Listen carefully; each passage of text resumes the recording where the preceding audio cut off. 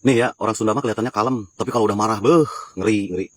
Tapi segalak-galaknya orang Sunda masih ada sisi someahnya gitu, maksudnya teh masih masih ada sisi lembutnya lah. Tapi kalau udah marah, edan, kuat kebebeledagan pokoknya mah. Apalagi kalau misalkan ibu-ibu, ini contoh ya, kalau orang Belanda paling kalau marah kayak gini doang. Godverdomme! Kamu orang anak buah si Pitung ini. Si Pitung itu perampok, pemerkosa.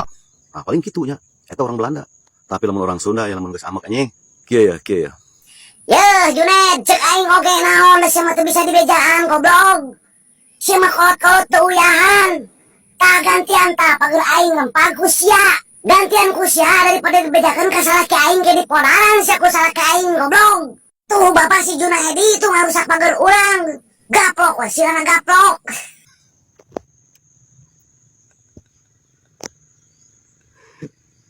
Gue ingin konten di leuweung tinggal ya.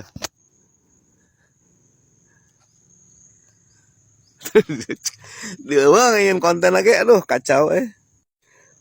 Geus bisa aya kunti, geus